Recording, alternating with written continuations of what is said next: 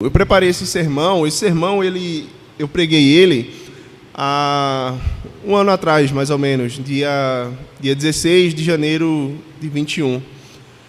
E estudando, pensando qual palavra eu ia trazer para a igreja, qual palavra Deus colocou no meu coração, eu pensei nesse sermão, porque as dúvidas e os anseios que estavam no meu coração, e acredito que no coração de muitos outros irmãos, são as mesmas do ano passado.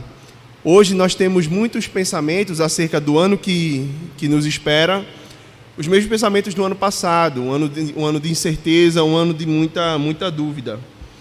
2020 vai ser conhecido por todos, até a volta de Cristo, com toda certeza, como um ano da pandemia do Covid-19.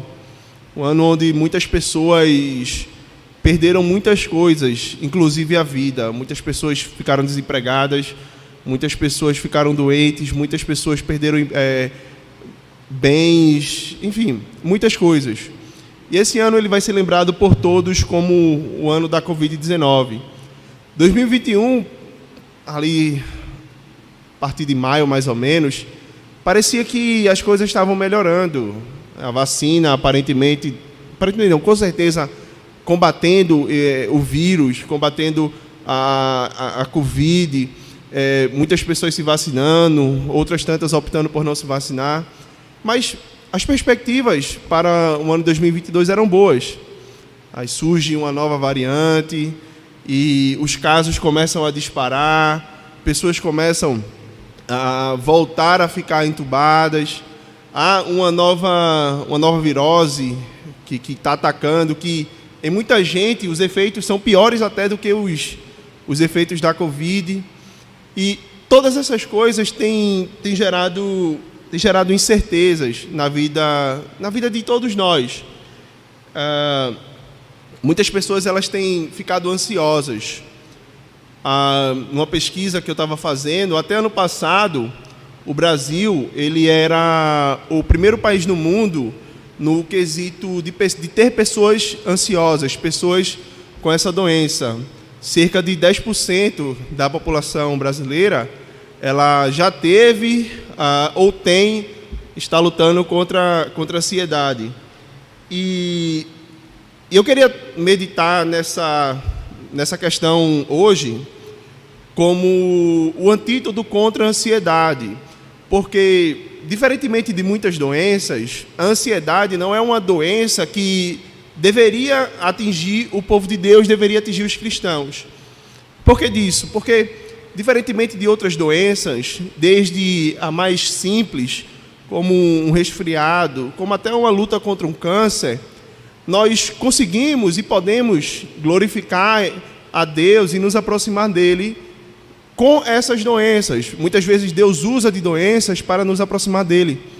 Mas a ansiedade é o oposto, porque a ansiedade ela nos faz maximizar os problemas e diminuir o Deus o qual nós servimos. A ansiedade nos faz olhar para os problemas da vida e tirar os olhos de Deus. É por isso que a ansiedade ela não é uma doença que deveria atingir o povo de Deus e não é uma doença com a qual Deus se alegra que o seu povo tenha. E a gente vai meditar no Salmo 127, porque esse Salmo, ele abrange 3 aspectos da vida que podem gerar ansiedade, que é a casa, a cidade e a família. 3 aspectos da vida que nós somos constantemente bombardeados, estamos constantemente lutando para tentar estabelecer uma prosperidade nesses aspectos. E quando essa prosperidade, quando esse sucesso nessas áreas da vida não é atingido, todos nós estamos tentados a ficarmos ansiosos e tirar os olhos de Deus. Então nós vamos meditar nisso, porque esse salmo ele fala muito de como os judeus encaravam, os judeus fiéis, os judeus piedosos, encaravam os problemas, as adversidades e os consequentes sucessos na vida. Calvino, comentando no seu comentário sobre o Salmo 127, ele disse: a ordem da sociedade, política ou familiar, é mantida tão somente pela bênção de Deus, e não pela habilidade, diligência ou sabedoria dos homens. Ou seja, o sucesso nessas áreas, ele depende exclusivamente de Deus. Era isso que os peregrinos judeus estavam cantando. Vamos ver, Salmo 127.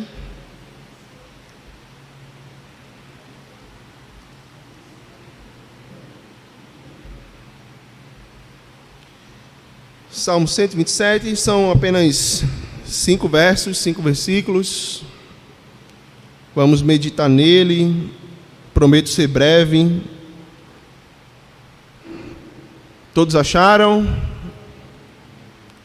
Assim diz a palavra de Deus: se o Senhor não edificar a casa, em vão trabalham os que edificam. Se o Senhor não guardar a cidade, em vão vigia a sentinela. Inútil vos será levantar de madrugada, repousar à tarde, comer o pão que penosamente granjeastes. Aos seus amados ele o dá enquanto dormem. Herança do Senhor são os filhos, o fruto do ventre, seu galardão. Como flechas na mão do guerreiro, assim os filhos da mocidade. Feliz o homem que enche deles a sua aljava, não será envergonhado quando pleitear com os inimigos à porta. Fechemos os olhos e vamos fazer uma rápida oração.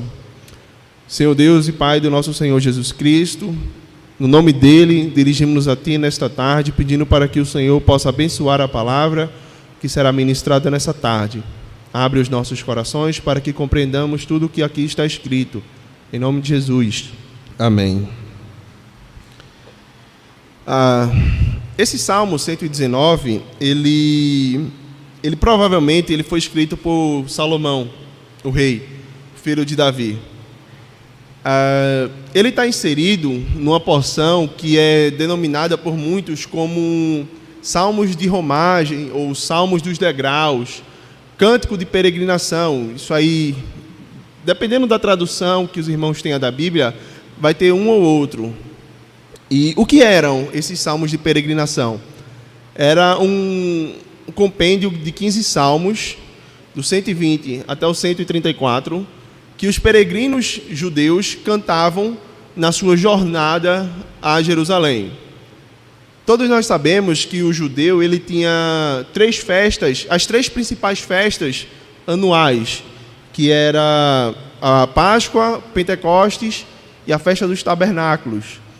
E os judeus que moravam distante de Jerusalém, eles tinham que fazer uma longa jornada, uma longa viagem a Jerusalém e ao templo para cultuar ao Senhor, no mínimo uma vez ou em uma dessas 3 festas por ano.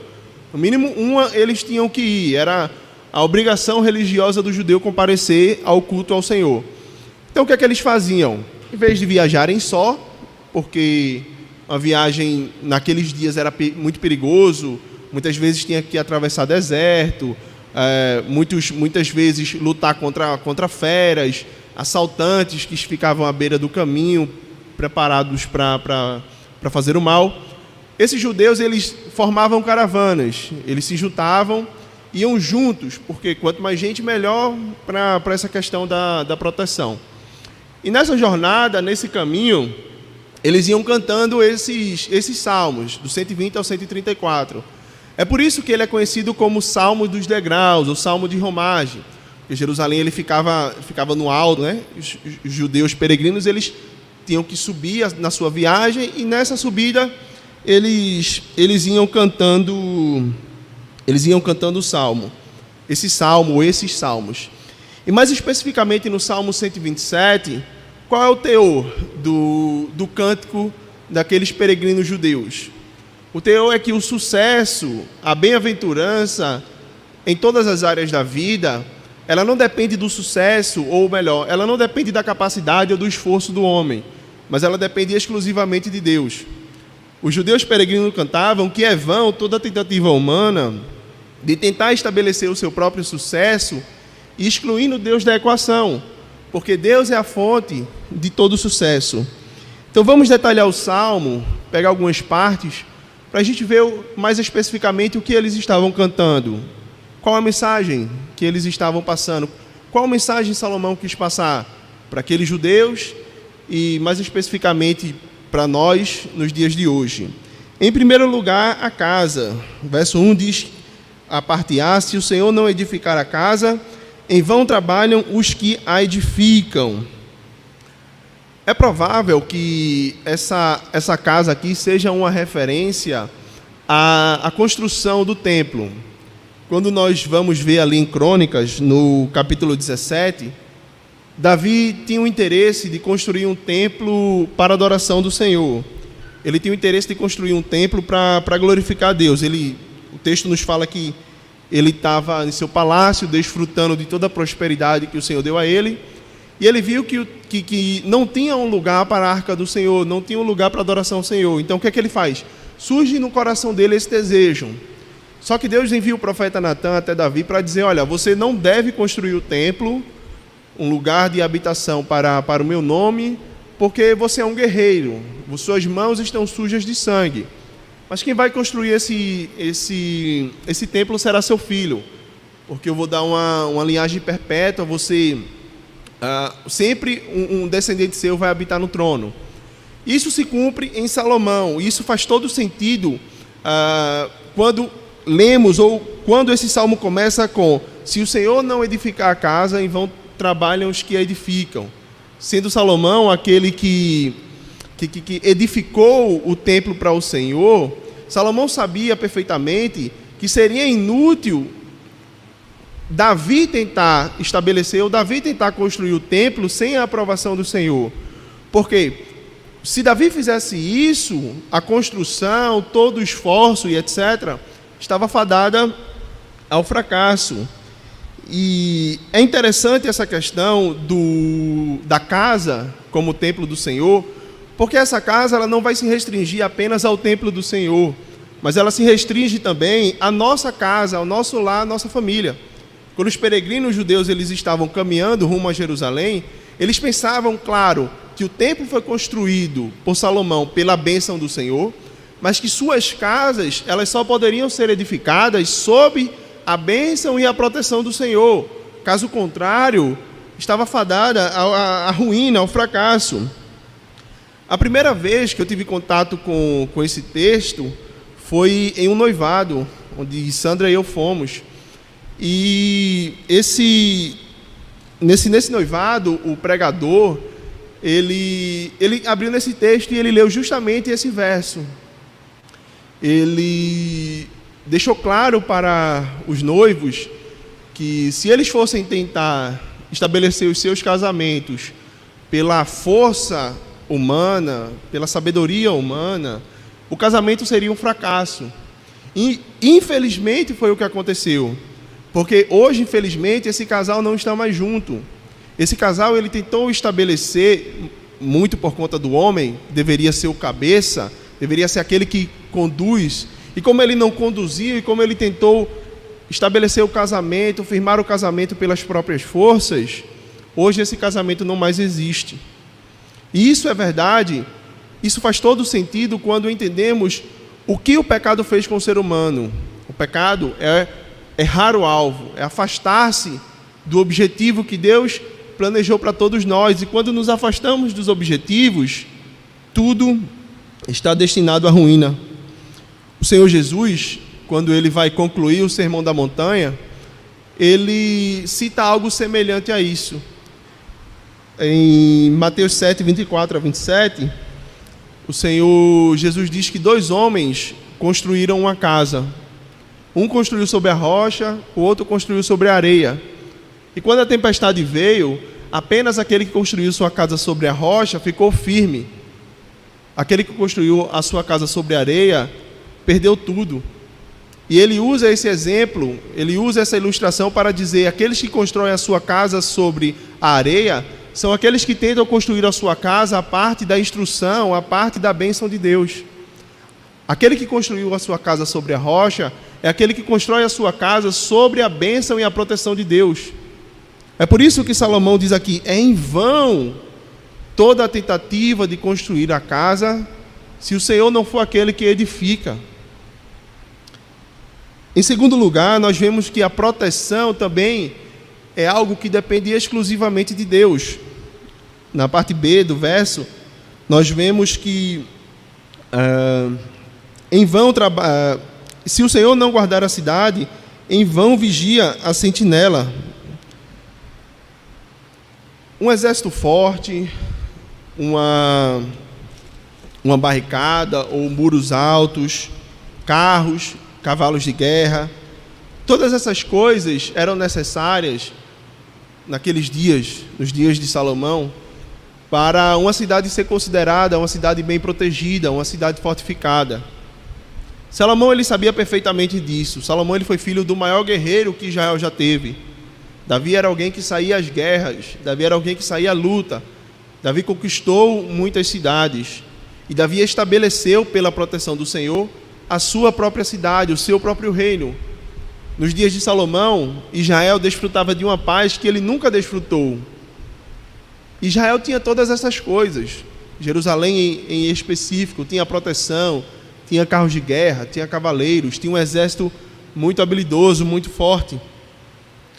Mas Salomão, ele está nos dizendo nesse verso que tudo isso é em vão se o Senhor não é aquele que protege, se o Senhor não é aquele que guarda a cidade.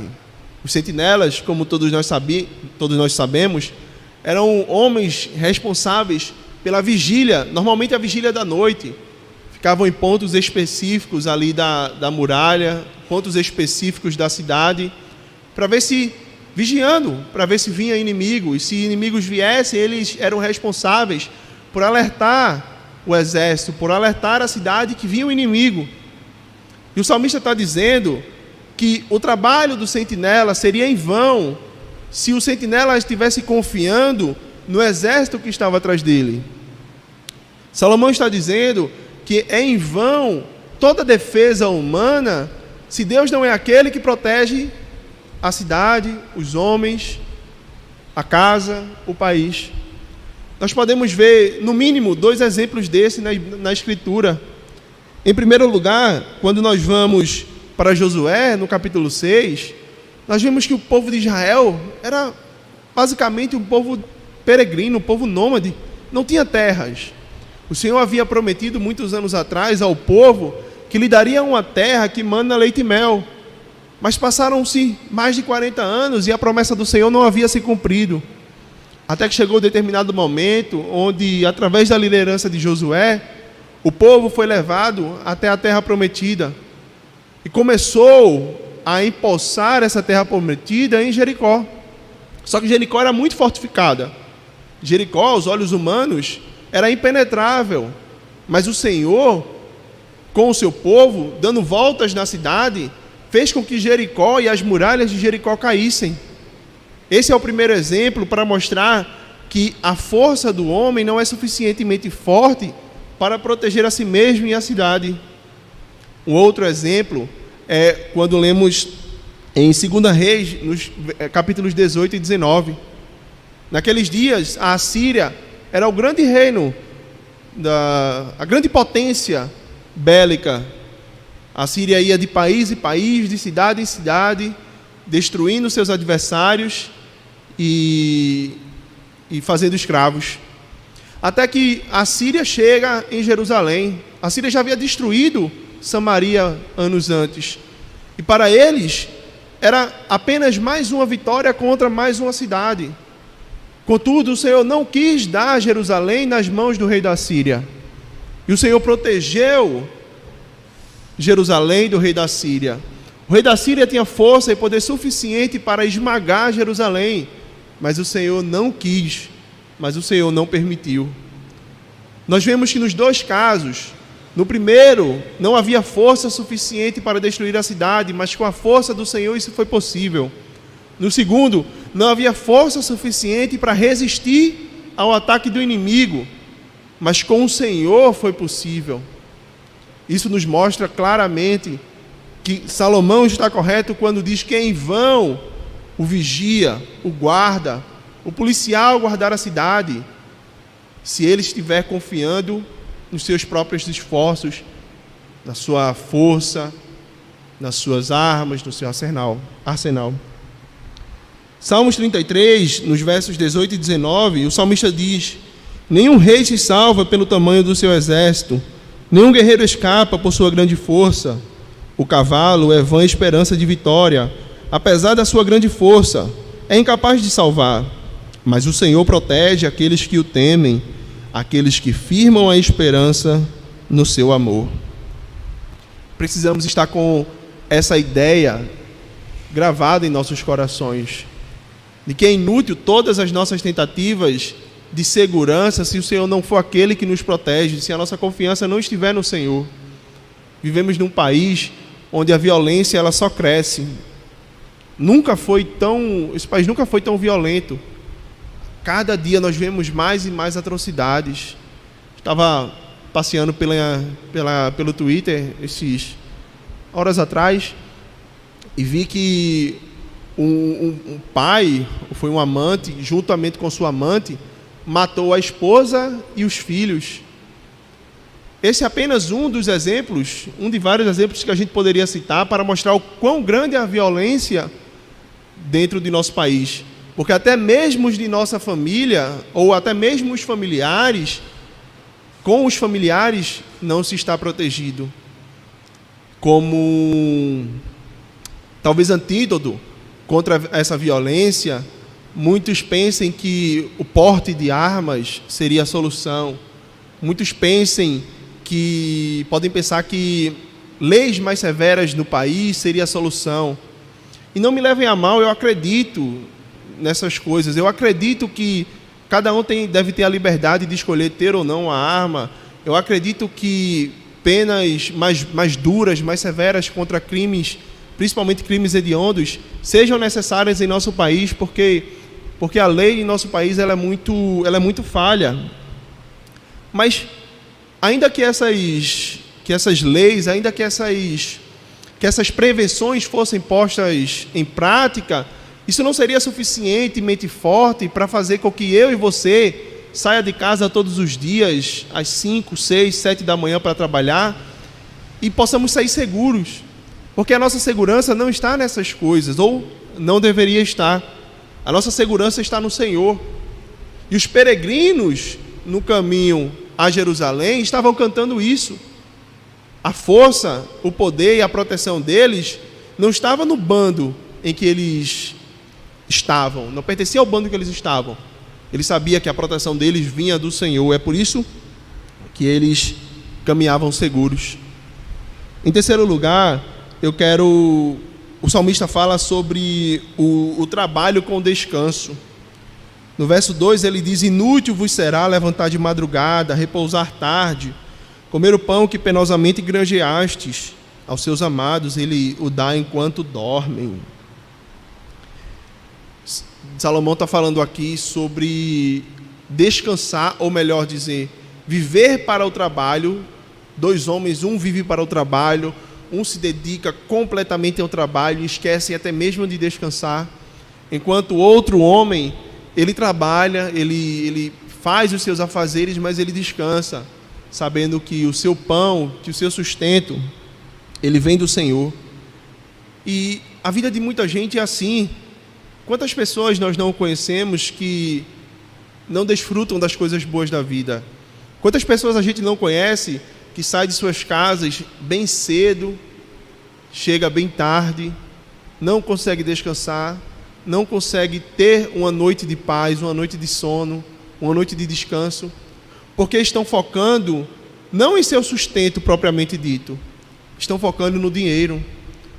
Pessoas que são escravas do dinheiro e quanto mais querem, ou quanto mais têm, mais querem. Esquecem de desfrutar das coisas boas. E o X da questão aqui que Salomão coloca não é dois homens que executam um trabalho e ganham a mesma recompensa. Não são dois homens que, enquanto um trabalha arduamente, o outro simplesmente trabalha o necessário. O X da questão aqui é o que motiva cada um a trabalhar, ou em que está o sossego e o descanso de cada homem ao sair para trabalhar. O sucesso, o descanso está em saber que as minhas provisões dependem exclusivamente de mim? Ou o X da questão está em saber que que as minhas provisões dependem de Deus? Eu faço isso, eu trabalho, eu me esforço, eu me dedico, mas não depende de mim o meu sucesso, não depende de mim o meu trabalho, depende exclusivamente de Deus. Esse é o ponto que Davi está trazendo para meditarmos. Salomão está trazendo para meditarmos, trazendo para que possamos pensar como estamos conduzindo as nossas vidas no dia a dia.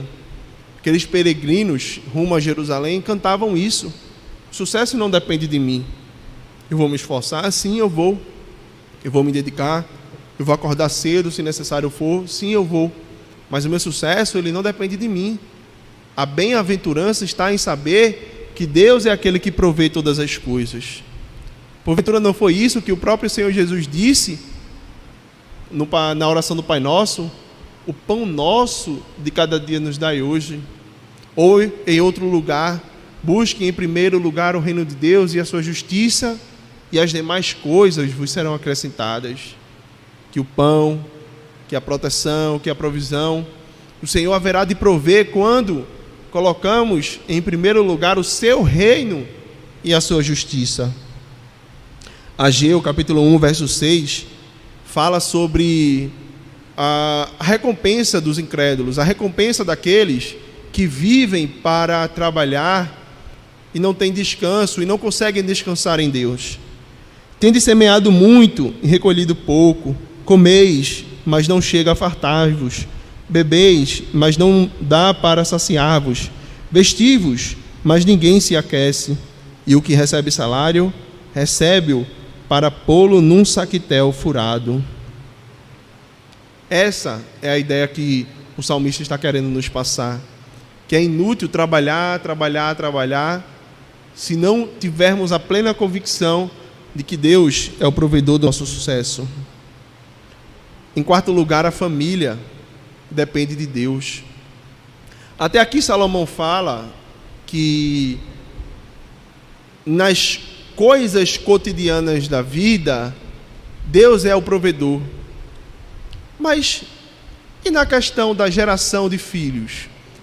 Porque seria natural pressupor que, por Deus ter nos ordenado crescer e multiplicar, olharmos para esse mandamento e dizer, não, Deus está fora da equação. Para gerar filhos, não é necessário que Deus intervenha, mas um homem, uma mulher, fazendo o trabalho, é suficiente para ter filhos. E Salomão ele vem mostrando essa ideia, mostrando que esse pensamento é vão, que esse pensamento é inútil, porque ele diz: herança do Senhor são os filhos, o fruto do ventre seu galardão. Como flechas nas mãos ou na mão do guerreiro, assim os filhos da mocidade. Feliz o homem que enche deles a sua aljava, não será envergonhado quando pleitear com os inimigos à porta. Herança, galardão, são as palavras que Salomão utiliza para falar dos filhos concedidos aos homens. Os muitos filhos são herança, os muitos filhos da mocidade são herança, são galardão, são bênçãos, são presentes que o Senhor dá aos homens. Para falar dessa bênção, ele ilustra um guerreiro que sai à guerra com muitas flechas, com um arco e muitas flechas. Os muitos filhos são as muitas flechas deste guerreiro. Quem luta com arco e flecha não está lutando a curta distância. Quem luta com arco e flecha está lutando a longa distância. E quem luta a longa distância, com armas a longa distância, tem mais certeza da vitória. É mais certo a vitória. Tanto que Salomão ilustra uma questão judicial no verso 5. Feliz o homem que enche deles a sua aljava, não será envergonhado quando pleitear com os inimigos à porta. Os tribunais naqueles dias eram decididos à porta da cidade. Se seu José tem alguma coisa contra seu Carlos, ambos teriam que ir à porta da cidade para julgar as questões lá. E lá era decidido o veredito, lá era dado o veredito. Agora, imagine se seu José chega com uma questão contra seu Carlos, e seu José, com seus 80 anos, sem força, chega sozinho. Seu Carlos teve filhos, seu Carlos pode pleitear, seu Carlos pode até fazer com que a justiça seja pervertida, e seu José nada pode fazer em relação a isso. Ele não tem força. Agora, numa situação em que seu Carlos e seu José, ambos chegam com muitos filhos, a justiça ela não vai ser pervertida. E esse é o ponto de Salomão aqui. O ponto de Salomão é: você não vai ser injustiçado se você tiver muitos filhos na sua juventude, porque na sua velhice seus filhos vão cuidar de você. Naqueles dias não havia aposentadoria, não havia previdência. Os filhos cuidavam dos pais. Então, Salomão está dizendo: olha, tenha muitos filhos na sua juventude, muitos filhos, é claro, que vêm do Senhor, porque na sua velhice você não vai precisar se humilhar, você não vai precisar mendigar. Seus filhos cuidarão de você. E a gente vive num mundo onde parece que as coisas estão invertidas, as coisas estão de cabeça para baixo. Tem uma frase de um pensador, de um escritor católico do século passado, Chesterton. Ele disse que chegará o dia em que a gente vai ter que provar que a grama é verde. Porque, de fato, muita gente nos dias de hoje deixa de ter filhos para criar animais. Um exemplo disso são os famosos pais de pets. Nada contra criar animais, eu tenho meu cachorro, amo o meu cachorro, mas eu sei perfeitamente que o meu cachorro não substitui um filho. E Deus quer que saibamos disso. Muita gente usa como argumento não ter filhos, porque não tenho tempo nem para mim, quanto mais para um filho. Não vou ter filho não, porque gasta muito. Não vou ter filho não, porque eu vou perder horas de sono. Eu não vou ter filho não, porque acaba com o corpo da mulher. Ou seja, são sempre argumentos fúteis para respaldar a sua atitude de contrária a um mandato, de contrária a um mandamento de Deus, de ter filhos. E o Salomão está dizendo aqui que ter muitos filhos é uma bênção que vem do Senhor. E caso vocês não tenham filhos, vocês não desfrutarão dessa bênção que vem do Senhor. Esse texto nos lembra que a família e o sucesso da família também não é algo que depende do querer humano. O ter muitos filhos depende exclusivamente de Deus. Para fecharmos, nós podemos trazer algumas aplicações desse texto para as nossas vidas.